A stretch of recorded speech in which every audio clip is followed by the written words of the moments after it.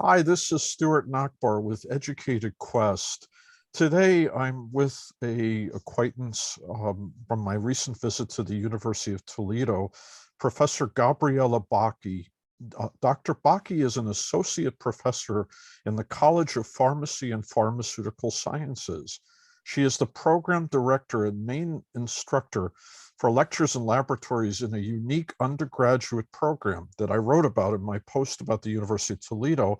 It's a bachelor's in pharmaceutical sciences in cosmetic science and formulation design. This is the first and currently the only undergraduate program in the United States that focuses exclusively on cosmetics and personal care products.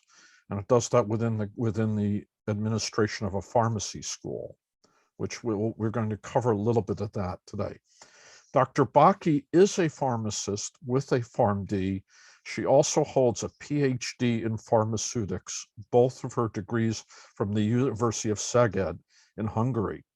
Her main research is in the area of topical delivery for active ingredients in cosmetics, sensory testing of creams and lotions, as well as sun protection factors and broad spectrum boosting technologies. More interesting for this audience, she also wrote the very first undergraduate textbook in cosmetic science.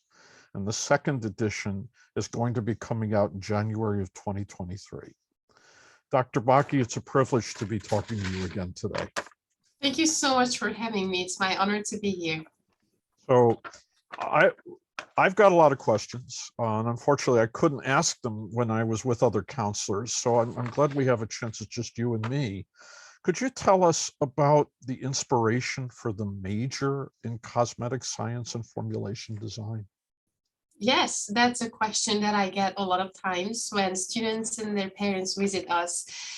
So it was before my time here at the University of Toledo. It was the major was inspired by a student, I believe, who asked whether we offered any undergraduate degrees in the field of beauty or personal care or anything like that.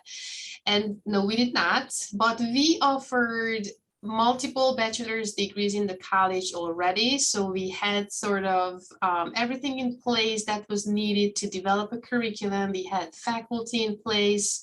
We had faculty with the right type of background to teach the courses, teach formulation science, for example. We also had the equipment in-house. So it was just a matter of really figuring out what type of courses are needed for students who would like to enter the beauty personal care industry and coming up with the curriculum elective courses, which obviously took tremendous amount of effort and time. But I believe, to your question, it was inspired by a student, and it just all made sense for the College of Pharmacy and Pharmaceutical Sciences here to add that to the portfolio of their undergraduate degrees. And typically, there's no degree like this anywhere else. What would people have learned before to go into the beauty industry? Would they study chemistry or pharmacology, or would they maybe go from being, let's say, a dermatologist to becoming a scientist inside a health and beauty products company? Great question. I believe it depends on what area of the industry you're looking at. So yes, if you talk to people in the industry, they have a variety of degrees from what you mentioned, biology, chemistry, chemical engineering, also people with marketing and sales backgrounds or different types of engineering.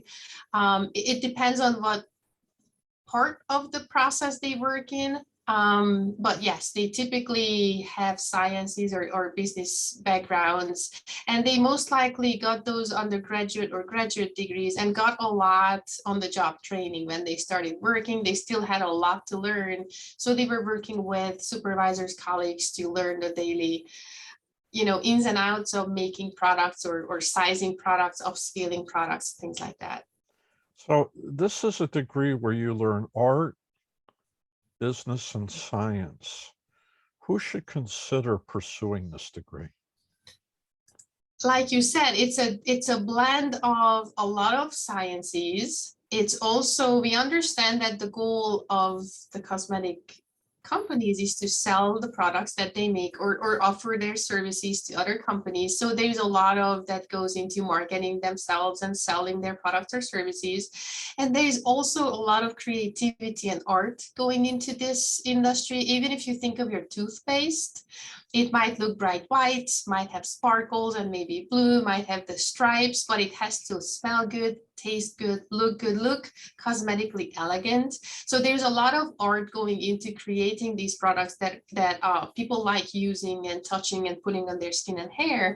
So usually our student population are students who like sciences, most typically chemistry, biology, biochemistry, but who also maybe are users of cosmetic products or love beauty products, or could be, we've also had students who came from beauty schools or have completed their cosmetology licenses in high school with the goals of being people who apply these to themselves or to customers.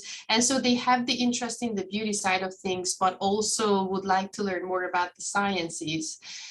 So it's really a blend of students who come to this college, but they have the common interest in formulating products and figuring out what goes into the products, what happens when you put something in your skin or your hair. If you have dandruff or if you have chapped lips and you put the lip balm on it, or you put the anti-dandruff shampoo and then it gets cured, what happens? So really understanding what's going on, how do you create these products, how do you market them on the field, that all goes into the program. So a lot of different perspectives, a lot of different backgrounds, students with different interests would come here.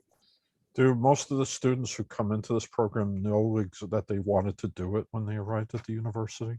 I think it's more and more students. In the past, we had more students who came to the College of Pharmacy and Pharmaceutical Sciences knowing that they were interested in this part of the healthcare field, may not have known exactly that it was PharmD or any of the BSBS programs we offered, but they had a solid mindset on this field.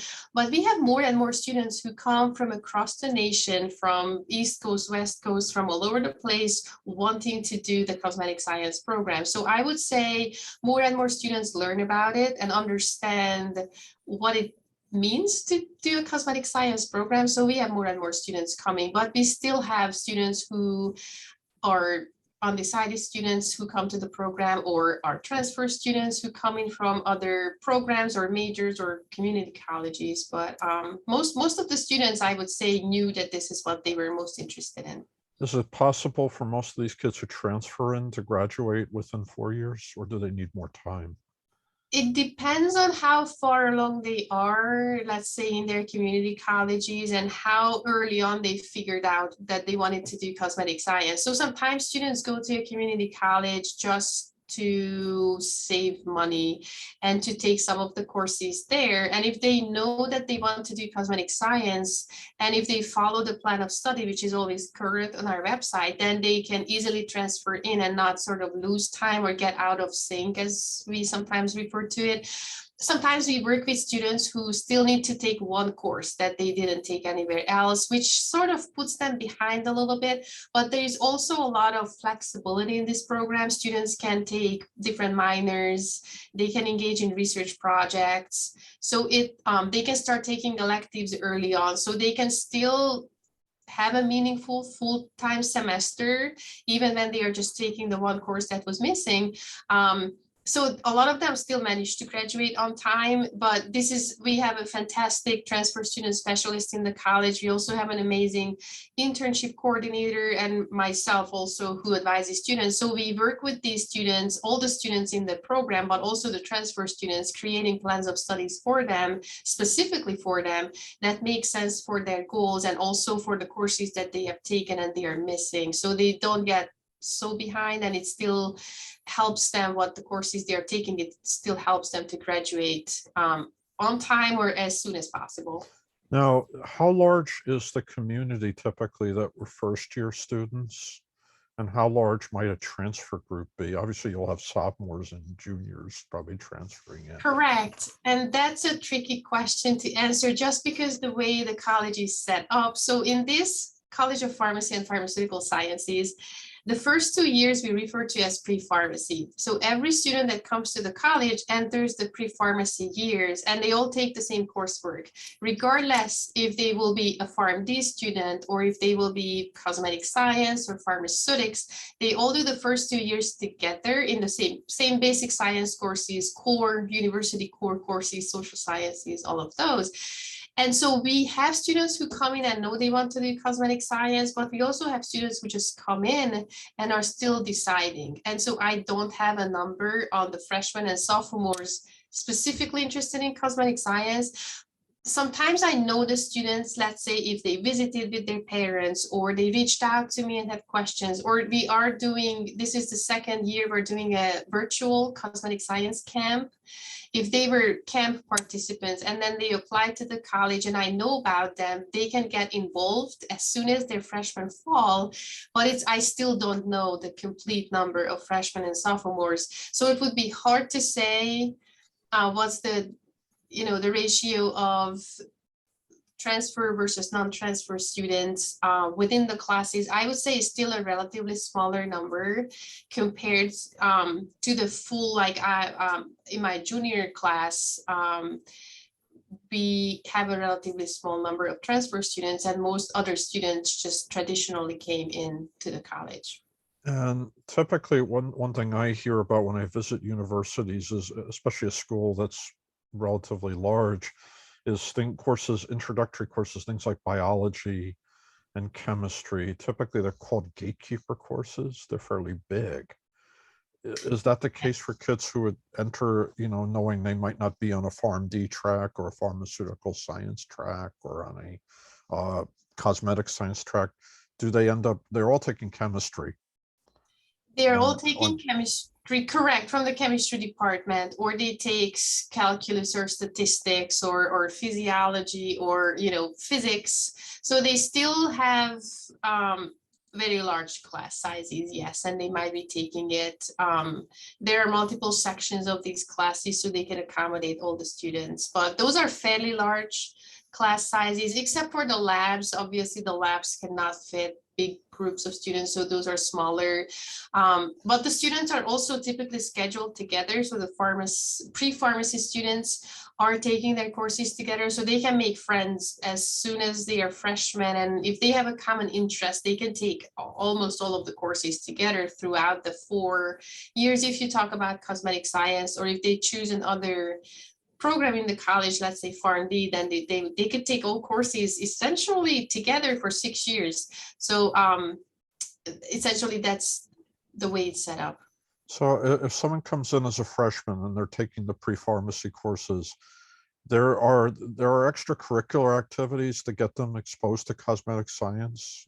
Yes, there is also a orientation course where they are being walked through the opportunities within the college, just so they are aware of all the options that are available in this College of Pharmacy. Like I said, we have the PharmD. We also have 5 bachelor's programs, but we also have master's and PhD programs. So students can really think through where they see themselves going and what they see themselves doing. And so we do have that early on in the first year, but we also have a lot of student organizations where they can get involved. There is one for cosmetic science specifically, but at the university, I believe we have hundreds of student organizations they can get involved, and they can find students with common interests, common hobbies, to just make friends, but also to learn about opportunities within the college. And I would also say that we have very engaged junior and senior students, and my alumni is a very supportive alumni. So they are always open to any of my freshmen or sophomores if they wanted to see what is really cosmetic science, like what do your graduates do. I can always connect the current students with the alum, and they can just have discussions and really understand what does it mean to work in sales or work in an R&D lab. So there are multiple ways how students can learn about opportunities within the college, what cosmetic science means early on from their freshman year. How many students have earned the degree? Do you know? So we've had, we started with 3 students that graduated in 2014. That was the first year. And we have a total of 108 that graduated with a cosmetic science degree. We just had 17 graduating in May, about a month ago. And also sometimes most of the students graduate in May, but we also have students who can graduate in December. Sometimes students can finish their studies a little bit earlier, a semester early. So we always have a few students who graduate 3.5 years instead. Given the mix of business, art, and science courses, when students are in the curriculum, do they tend to help? And this is going to be my last question. Do they tend to help each other? Let's say somebody is strong in marketing and they understand it better, and someone's stronger at an advanced science topic. They may be stronger than that. Do the students sort of come together and help each other through? Yeah. Yes, and we also have tutors and career services here that can guide the students to help if needed. But yes, students study in groups. We have great places on both campuses where students can get together. And yes, like you said, so many students are obviously interested in sciences, but there are students who are minoring in business. Two popular minors in business are sales and marketing. And then we also have another minor that's becoming more and more popular, is sustainability. And so we have students who are very strong in business, and then we have students who more are on the science side of things. So the students stronger in business help those who are more science-oriented students to understand the concepts in the courses. And like you said, I always have students who are artists. They love painting and drawing and understand colors so well that then they would help the other students in the class really grasp the concept of undertone, or how you mix colors and how you use complementary colors to enhance or cancel out things on skin or hair. So we have these special students who have special interests in, other things, not just sciences, and they do help their classmates in the lecture or in the lab in hands-on. And also I have a lot of students who want to do research with me during the fall or spring semester. So I try to group the students together where they are working, not just different levels of students. So I have seniors working with juniors and lower level students. Also, I try to have students, obviously it depends on their interest and availability, but students who are, let's say one of them is very strong in arts, but the other one is very strong in on the business side of things. And so if there is a project where they need to work together, they really learn from each other and teach each other. So it's also a great learning, teaching moment for those students. I felt that was very important because they're going to go into the work world and they're going to work with cross-disciplinary teams. They're going to work with people who have business backgrounds, science backgrounds, and they're going to have to learn to work together. And there's no better place to learn than in school. Correct. And so, Dr. Baki, I want to thank you for your time today. Thank you so much for this opportunity.